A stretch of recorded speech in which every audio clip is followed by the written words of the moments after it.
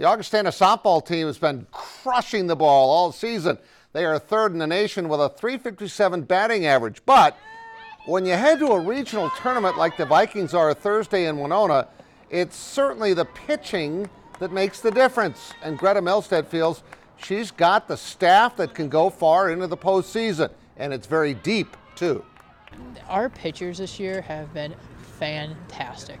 I mean, we have under a 2.0 ERA for our entire staff, which is phenomenal. So, and it doesn't matter who I go to in the circle; they have all done very well, and they do a really good job of complimenting each other, and they do a really good job of supporting each other. You don't win 51 games without having good pitching, and we've seen it year after year in the region tournament.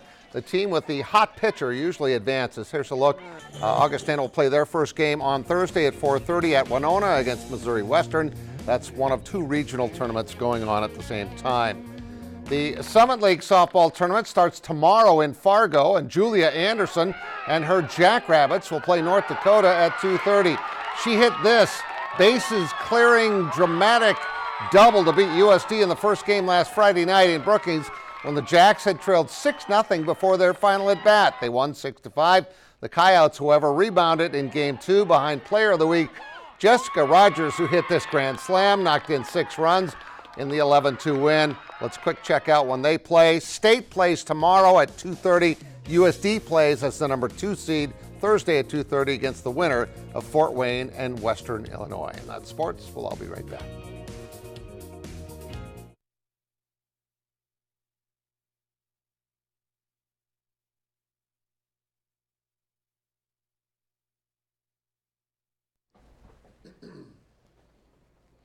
Hello, 1-2. Hello, check 1, 2, 3.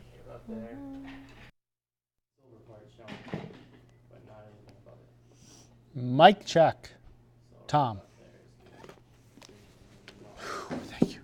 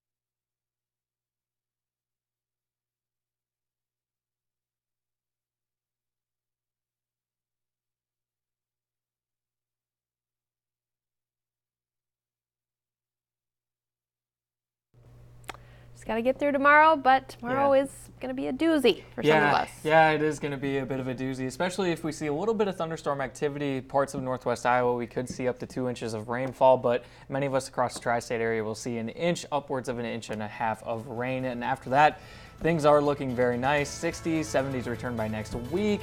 A lot of positives going forward after tomorrow. See you later. Yeah.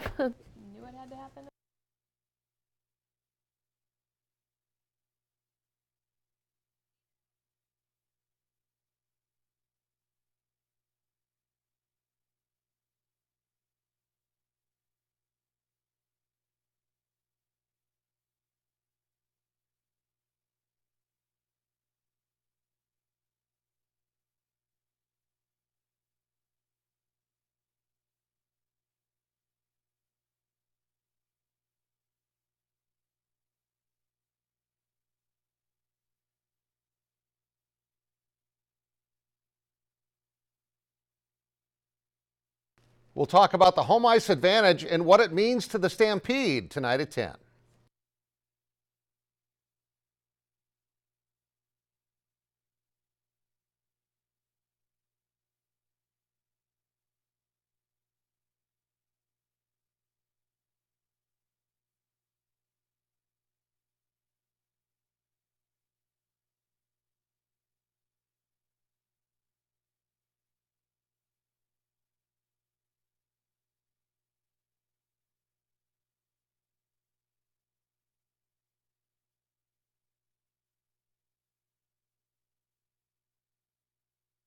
A rain-filled Wednesday, but there's a lot of positive weather coming after that. Details at 10.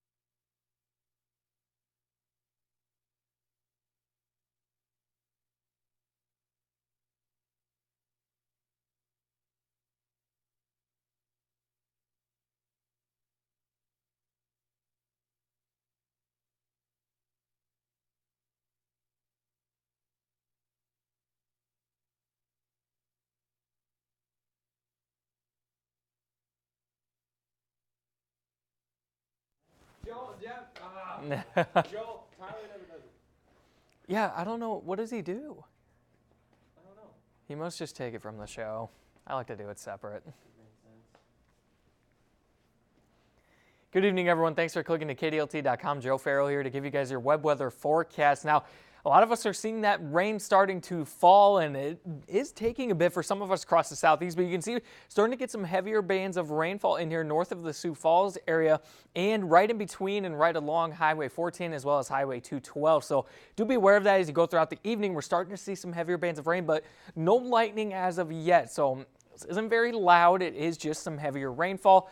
Like I said, no lightning to speak of just yet. 61 degrees is where Sioux Falls sits in cloudy skies. And really, because we've been dry today in Sioux Falls, and some of us across Southeast have been more dry, that's allowed us to reach those 60s, and that's where we sit right now. But 40s again along the Missouri River, just very chilly out there. And it's going to be chilly tonight. You can see 40s and upper 30s is where we're going to be. But take a look at the highs for tomorrow. Now, this is interesting. Only a warm up of 4, 5, maybe 6 degrees in a few spots. And that's it. Our temperatures are going to be very consistent through the day, kind of staying right near where we're going to start, and that's because of all the rain that we're going to have. You can see by the time we get to tomorrow morning, 5 a.m., really starting to see this moisture really surge up into the area, and by the time we get to 8 a.m., we're going to start to see some heavier bands of rain moving up from northwest Iowa and northeast Nebraska to the north, and that's going to be affecting the tri-state area for the most part through the noon hour, and then once we get in the evening, we'll start to see it lighten up, but that rain's going to continue to fall. And FutureCast trying to bring in some snow. Don't worry too much about that.